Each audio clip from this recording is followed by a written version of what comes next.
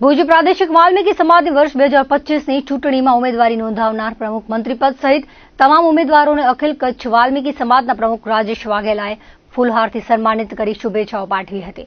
તેમણે જણાવ્યું હતું કે સમાજ દ્વારા હોદ્દેદારોની વરણી માટે બેલેટ પેપરથી ચૂંટણીની પ્રક્રિયા હાથ ધરવામાં આવી છે। ભુજ પ્રાદેશિક સમાજની ચૂંટણી પહેલા જિલ્લા કક્ષાના હોદ્દેદારોની વરણી માટે પણ બેલેટ પેપરથી ચૂંટણી કરવામાં આવી હતી। સમાજી યુવાનોને તક મળે તે માટે દરેક વ્યક્તિને ઉમેદવારી નોંધાવવાની છૂટ આપી છે। ઉમેદવારો સમાજ સેવા કરી સામાજિક કાર્યોમાં સક્રિય યોગદાન આપે તેવી અપીલ કરી હતી। તેમણે સમાજના લોકોને લોકશાહી ઢબે હાથ ધરાયેલી ચૂંટણીમાં યોગ્ય ઉમેદવારોને મત આપવા અનુરોધ કર્યો હતો। ભુજ પ્રાદેશિક વાલ્મીકી સમાજ દ્વારા આ ફેરે એક સમાજે એક એવો નિર્ણય કર્યો કે આપણે આ ફેરે બેલેટ પેપરથી અને કાયદેસર ચૂંટણી કરીએ। હમણાં અમારે અખિલ કચ્છ વાલ્મીકી સમાજની પણ બેલેટ પેપર દ્વારા ચૂંટણી કરવામાં આવી, એમાં હું જંગી બહુમતીથી ચૂંટાણો। હવે અમે આજે આ ફેરે સમાજે એવો એક નિર્ણય કર્યો કે ભાઈ આપણે બેલેટ પેપરથી ચૂંટણી કરીએ અને સમાજના નવયુવાનો કે સમાજના જે પણ જૂના આગેવાનો છે એમને બધાને મોકો મળે અને જે પણ હોય આની અંદર બધાને છૂટ આપી કે જેને પણ ઊભું હોય આ ચૂંટણીની અંદર આમાં એક સમાજ સેવા કરવાની છે આપણે। અને આ સમાજ સેવાનો મોકો જો સમાજ મારી પાસે અત્યારે પાંચેક જણા મારી પાસે આવે છે, ટોટલ 8 જણા ઊભા છે, 4 પ્રમુખ પદ માટે અને 4 મંત્રી પદ માટે। હું બધાને સમાજને એક એવો સંદેશો દેવા માંગુ છું કે બસ આ જ રીતે જો ભાઈચારાથી, આની અંદર કોઈ એવું નથી કે હું ઉમેદવાર છું કે આ ઉમેદવાર છે, બધા ઉમેદવાર છે પણ બધા સાથે મળીને આવ્યા છે। એટલે મને બહુ ખુશી થાય છે કે સમાજની અંદર બધા એકબીજા હાથ સાથે મળી અને સમાજનું એક દિવાળી પર્વ છે ને એ રીતે આજે આપણે આ ચૂંટણી પર્વને મનાવીએ અને આ સમાજનો એક વિકાસ થાય અને સમાજનો ઉદ્ધાર થાય। હું આ બધાને એક શુભેચ્છા આપું છું।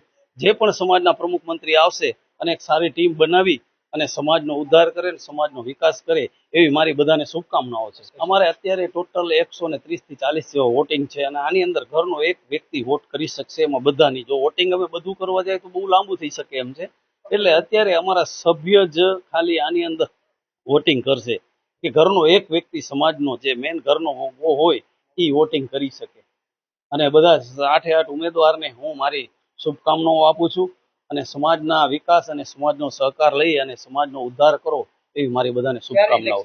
અમારે રવિવારે ઇલેક્શન છે, એટલે અત્યારે આ બધા મારી પાસે આવ્યા છે કે ભાઈ અમારે આ રીતે, પણ મને આજે બહુ ખુશી થાય છે કે આજે બધા સાથે મળી અને નહીતર ચૂંટણીનો કેવો માહોલ હોય કે એકબીજા વિરોધી, પણ આ રીતનું એવું કઈ છે જ નહીં અમારી સમાજમાં। અત્યારે એટલી બધી આનંદ થાય છે અને બહુ મસ્ત બધાને આવકારે છે, બધા પોતાની રીતે સમાજ પાસે જાય છે।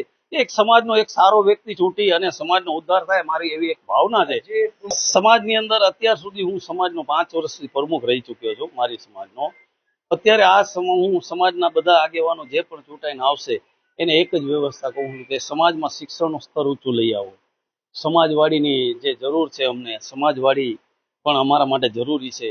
પછી શિક્ષણ માટે કરીને જે સમાજની જે સમાજ કલ્યાણની ને સરકારશ્રીની યોજનાઓ છે, આ હમણાં જ અમે અખિલ કચ્છ વાલ્મીકી સમાજ દ્વારા એક સરસ્વતી સન્માનનો પ્રોગ્રામ કરી રહ્યા છીએ 10 તારીખે।